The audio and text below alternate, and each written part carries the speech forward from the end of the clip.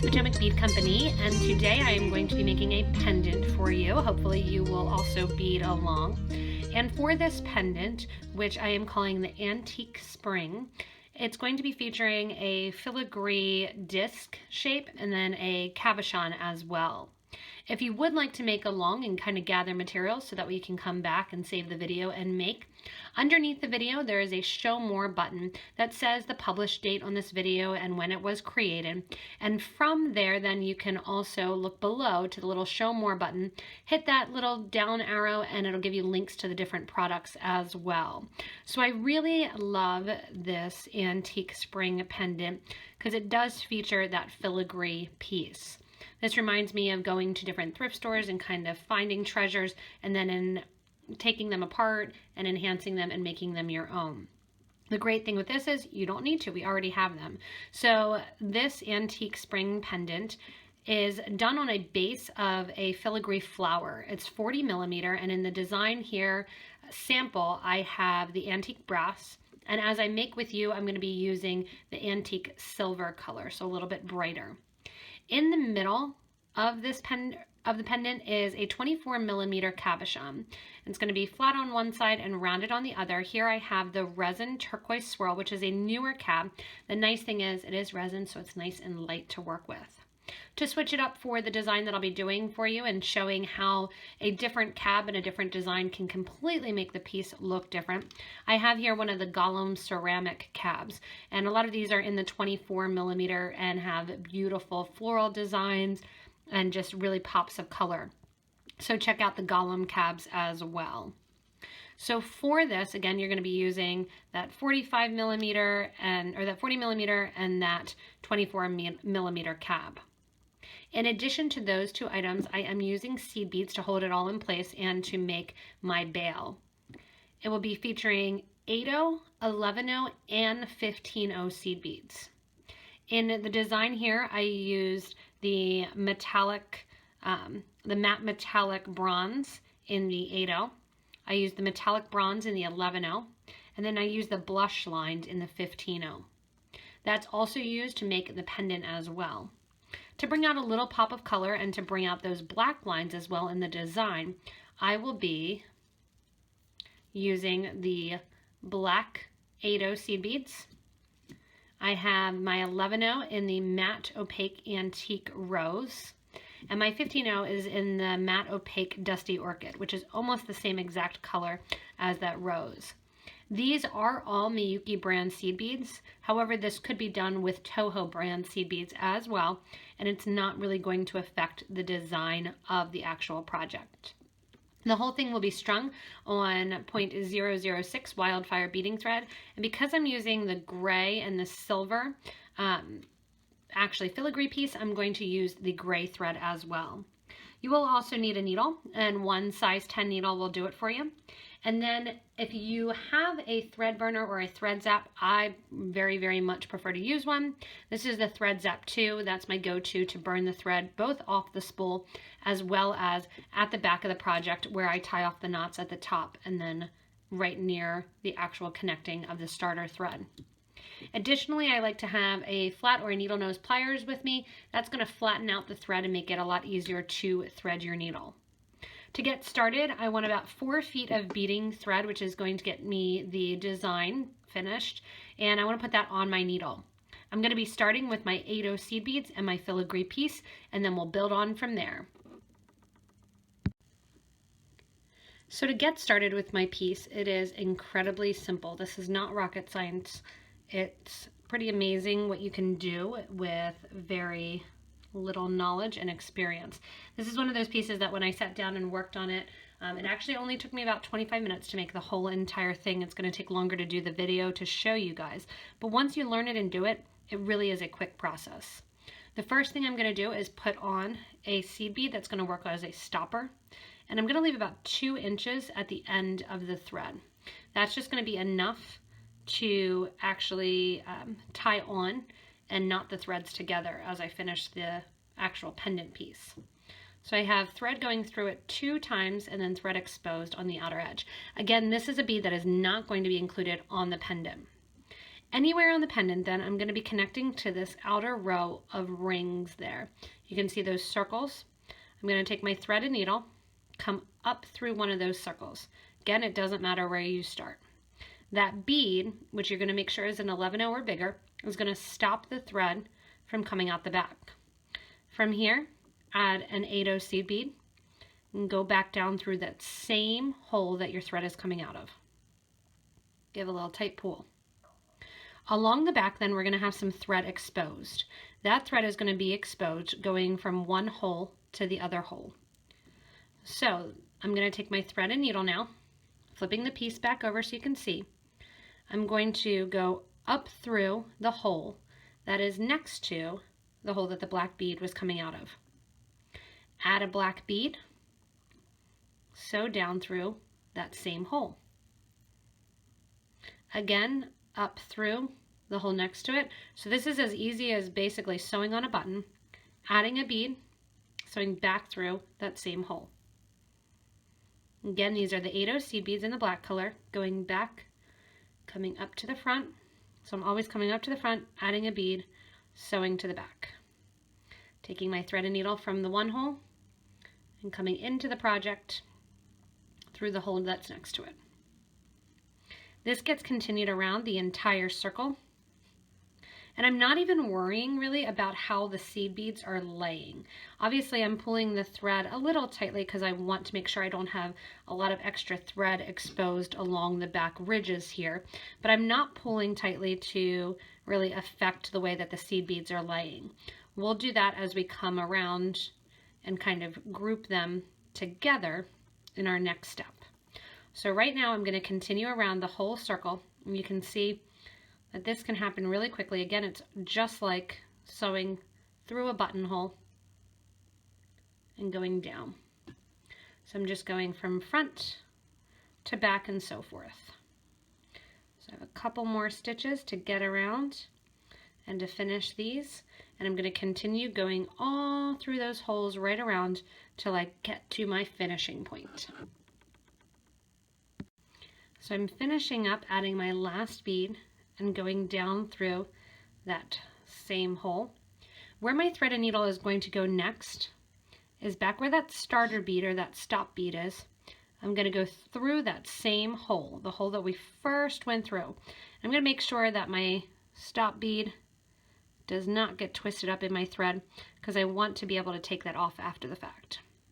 Once I'm through that hole, I'm going to sew through that black seed bead, and I'm going from left coming out the right. If you're left-handed, you might go the opposite way. From here, it's really simple. Again, this is almost like foolproof beading. I'm going to take out some of my 11/0 seed beads, and in between each black bead, I'm going to add an 11/0. I just noticed that they match my nails too. I guess that's the color of the day. So I have my 11/0, and then I'm going to turn the seed bead that's next in line and sew through it. Add an 11/0, sew through the next black seed bead. So it's going to alternate each color, and we're done sewing through the piece. And I'm literally just adding an 11/0 and getting those seed beads then to line up nice and in a line, which is going to actually be the start to a strip of peyote that's going to hold the cab in place. So I'm not pulling tightly at all, I'm just sewing through. We're going to get the cab in place before we actually give a nice little tight pull. So again, one 11/0 gets added, and after the 11 gets added, then you sew through, then you sew through the 8. 11, 8. So going the whole way around in a circle, sewing through. And naturally the seed beads are going to sit to kind of one way or the other. I just don't want to twist the thread underneath the bead.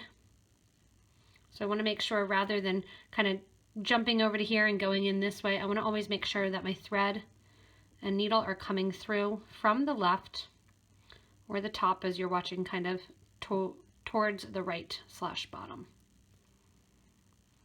So I have a couple more to add here. I'm going around in the circle the whole way through that last black bead, and I'm going to come out to the first pink bead that I added. So I finished up adding the last of my rose colored beads, and then I went through the black bead and up and out the first rose colored bead that I just added. At this point here, it's time to drop your cab in place. The cab fits exactly. So once you push it in, if you need to get it out, you're going to need to kind of push something in through the back, like a reamer or something, to kind of pop it out. But you're going to manipulate the seed beads a little bit, and this is why I did not pull tight. You're going to manipulate the seed beads and kind of bend them back a little bit, forcing that loop open a little bit, putting your cab in place, and you'll hear that little snap. So you heard that little snap, and that got that cab right in there. Then what I'm going to do is take my thread and needle, give it a little yank, and tighten up all of those rows. Like I said, it is pretty much in there already. It's kind of amazing how close this fit went and how nicely it fit in there. From here now, I'm going to go in and actually start a peyote stitch. So if you're unfamiliar with peyote stitch, never fear. We use 2 different colors and 2 different sizes, which is going to make it really, really easy. What I'm going to do is, coming out that first pink, I'm going to sew into my next black bead. From here, I'm going to go around in a circle, picking up a black bead and going through the next black bead. Pick up a black bead, sew through the next black bead from the starter row. So the first row, we added one of the pink beads. The second row, we're adding a black bead. As I add a black bead and go through that black bead from the previous row, I'm just going to kind of push up and towards the middle, because eventually these beads are going to fall over the middle. Again, add a black bead, sew through the next black bead in place. So they're naturally going to kind of want to fall beside and behind, so I'm just kind of pressing them in as I go. Add a black bead, which is going to sit directly over top of that pink bead, and sew through the next black. So at this point, we're not sewing through the pink row at all. We're just adding a black bead, adding an 8, sewing through the 8 from the previous row. Adding an 8, sewing through the next 8. So I'm going to continue this the whole way around, and again, to keep that tightness, I'm going to make sure to kind of pull those black beads up and make sure that they want to sit kind of facing in towards that beautiful Golem cab. So continue going around the circle, adding in the rest of your 8 seed beads. So I'm adding my last black bead in. I'm sewing through the black bead from the first row, and then I'm going to do what's called a step up. To step up, I'm going to take the thread and needle up through the first black bead that I added just in this row 2 that I completed. From here now, we're going to get that row of 8 to lay nicely against our cab, just like we have that brass bead there. We're going to add a pink bead again. So we're going to go back from the black to the pink. We're done with the 8 for the actual pendant piece, and then if you want to make the bail, we'll have a couple of those out for there. I'm going to pick up an 8 and sew around through, adding an 11. Pick up 11, sew through the 8. So the 8 that you're sewing through is the previous row that you just finished. So it's basically sitting, hanging out there and open and ready to get a bead between it. The 11 goes on, sewing through the 8. This happens the whole way around the project, adding the 11. And I am pulling a little bit tighter, trying to get that closer in towards the cab. And then we'll use the 15 O's as a finisher to have these seed beads lay even on the cab a little bit more. Around we go then, just adding an 11 in a peyote style on top of the 8. So I'm going to continue adding my 11s, pulling them in tight towards the cab, and continuing to finish up that row so that way we can add in our 15 seed beads. As I added my last 11, I'm going to go through the black 8, and then just like I did with the previous row, stepping up, I'm going to step up through the first bead that was added in the row that I'm completing. So I'm stepping up through that first rose colored bead. Give it a nice little tight pull in, and then from here I get to add my 15 seed beads in. So my 15 O's here, I'm going to move my 11s off to the side since they're pretty much the same colors as 15s. I'm going to make it easier not to have to pick them up and clean them up separately. That way you won't get your colors mixed. And from here all I'm going to do is add 2 15s at a time and go through my 11. This is going to be kind of my closing row. You can see that pulls it in a lot closer to the pendant, or a lot closer, I'm sorry, to the cabochon. And we're adding and pulling in, adding, sewing through the 11 and pulling in. You can also get creative and use 3 beads, which will create, or use the 2 and then come back and add 1 more, which will do a little picot trim, or you can keep it nice and simple like I'm doing here, just adding 2 beads at a time or throwing them across the room and then adding them through the 11. So I'm going to continue pulling that in and pulling that rose color in towards the middle of the cabochon, which will then finish it up and have a nice tight seam around that cab.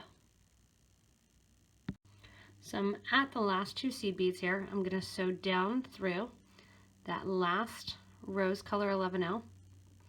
And at the same time, I'm going to go on a diagonal through the first black, again on that diagonal, push in a little bit all of those pink beads. Then I'm going to go down through the second black here, again on that diagonal,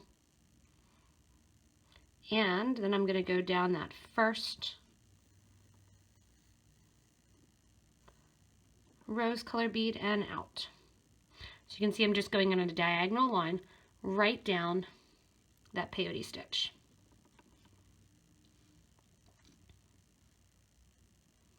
Again, if you want to, you can go around the cab again. You can add a little picot trim. You can get fancy. It's up to you. Now what I'm going to do is take my thread and needle, going into, it's a little hard to see, into basically the little rounded hole that sits behind that next black bead. And my thread and needle then is going to come out towards the back. To finish up, I want to get back to my starter bead. So we're going to reverse basically what we did, sewing back towards that starter. To reverse, I'm going to take the thread and needle through that first hole that I'm coming out of and sew towards the front of the pendant through the next hole in line. When I'm coming out then, in the front, I'm going to take my thread and needle and sew through the back, coming out that next hole.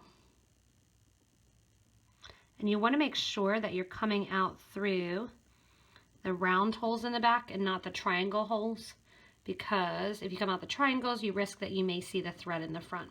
If you're coming out the back through the round holes, you will not see the thread in the back of the piece, or in the front of the piece rather. So I'm doing the same thing, going up 1 hole, down the next. Then my needle and thread is going to come out exactly the same hole that the stop bead is. From here, I'm going to wiggle that stop bead off the piece. Sometimes you'll need to put a little bit of a needle on in order to take that stop bead off, or you can take your needle usually and take those threads off one at a time. Once you get one out, then you can pull the other one off. Once I have those 2 threads there then, simple and easy. Again, that's kind of the idea of this piece. It looks like a beautiful bead embroidery piece with very little effort. Tie a knot, switch left over right, tie another knot. Because of this silver thread, or the gray thread, you can see it a little bit more with the brass. You can't see it at all with this silver. I probably should have done it backwards and done the brass for you guys on film. I'm going to take my burner then, heat it up, get those threads nice and cut down, and you can see a little bit of that thread popping up there, right there. I'm going to then take my burner and burn down those thread edges, flush against, right to the loop. Ta-da! All finished. So you can see how easy this can actually be. The cool thing is, because it's a filigree piece, you can do this with a ton of other pieces. Also, if you have a smaller cabochon, you can come up through those triangles rather than the outer edge. This just so happened to work that it worked beautifully coming up through there. If you have a bigger cabochon, you can also come out through the outer edge, but then you won't see as much of the filigree piece. So to continue with this antique spring pendant, we are going to make the bail. The bail, I think, really sets the piece apart and makes it look completed. The bail is based on herringbone stitch. I'm going to put my 15-0 seed beads away because all I'm going to use are my 8-0s and my 11-0 seed beads. Again, because those 11-0s and the 15-0s are the same color, I'm just kind of pushing them off to this, putting them in. So we'll bring our 11-0s back in towards the frame. I'll get a couple 8-0s out. You should have enough thread on your needle to complete the actual bail and to attach the bail to the piece. So to begin, we're going to begin with our herringbone stitch. When you begin herringbone stitch, you're usually going to begin with a ladder stitch. Add 2 seed beads on the thread, letting it drop down until you have about 1.5 inches left. You're going to sew back through these same 2, starting at the short piece of thread and going towards the longer piece. Force those beads to lay next to one another by taking your needle and going up through that first bead. You will then have your starter or your stop thread coming out one side and your long piece of thread coming out of the other side of the same bead. To begin the herringbone stitch, pick up 2 beads and we're going to sew down through the other starter bead. Force those beads in to lay in that nice V shape. Add 2 11-0 seed beads. Sew up through that second row of black seed beads, going from the outer right side in towards the middle. Pull tight. 2 more black beads get added. We're going to sew down the bead on the left. Again, those black beads then that we just added, we'll make sure they sit nice and in a V. Take your needle, add 2 11s, and we're going to go up towards the middle of the project through the last bead that we just added. You'll start to notice that the seed beads are going to almost zigzag. The little 11-0s that we're using just to hide the thread are going to zigzag across the herringbone. 2 more beads get added when you're in the middle, coming out between the last 2 beads, and I'm going to sew down through the bead on the right. Make those beads sit nice and in that V shape. 2 11-0 seed beads get added, and we're going to sew up through the last bead added. Coming out in the middle then, 2 more 8s get added, down on the left.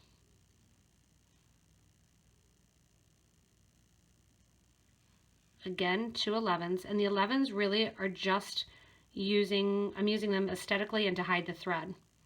We're going to go up through the last bead added, which will have us coming out the middle. I've been switching which hands I'm holding the needle with so you guys don't get confused kind of where the thread's going. But now that you should have it, I'm going up, coming up 1 bead, the last bead added, going down the bead that sits opposite that one. When I'm out the edge then, I add my 2 11s on, come out through the middle, and then what I generally do is flip my project in my hand. So I'll go back to where it was sitting. So I have an easier grip on it on the right hand side. I flip it. Then I have my consistency, that I'm always kind of going the same direction. Add 2 beads, go up, flip my project in my hand. 2 black seed beads, coming down, adding my 2 11s, sewing up, switch. When you switch, then you get that same exact motion every time. So you're repeating the same thing. So I'm going to do this till I have a bale size that I want. On this original one that I created, I did it 13 times, that herringbone stitch, and added 13 rows. So here I'm up to 9 rows, so I'll continue 4 more rows, and I'll just do this quickly on screen so that way you guys can see how quick it can actually be.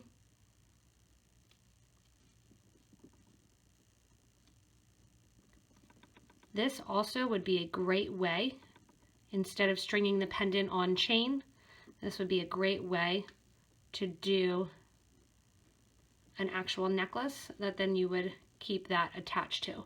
That would give an even better and cooler idea for the cording rather than chain. So that's an idea that you could have it coming out both sides.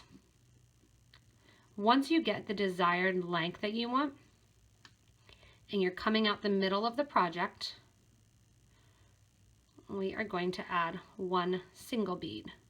So here I have my desired length of my bale, and you can know that by folding it over. If you make a decent sized bale, then it doesn't really matter what you string it on. You can also do a nice herringbone rope. I have a video on that.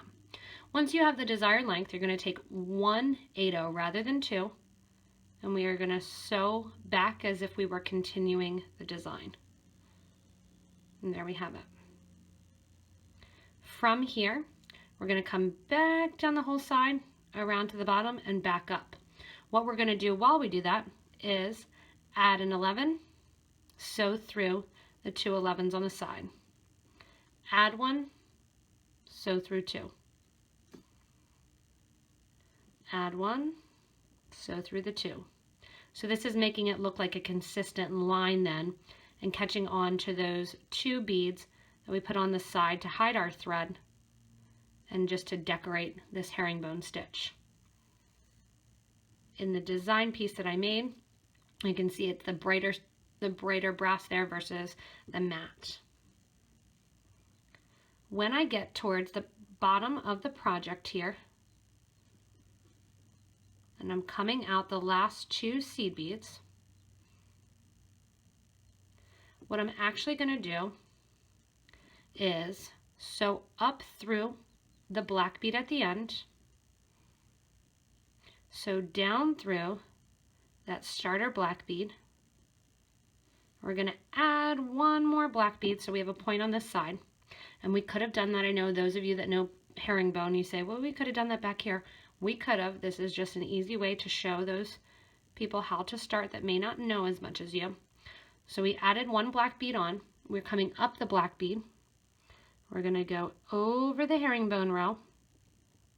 So we're coming out right next to that starter thread.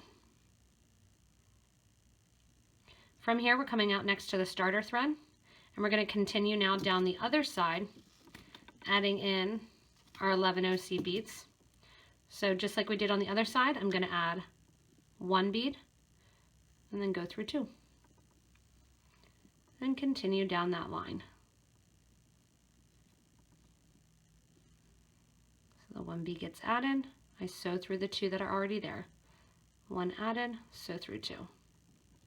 And as you kind of pull this, it'll stop that curvature from occurring, because it naturally is going to want to curve towards whichever side you did the pulling already on.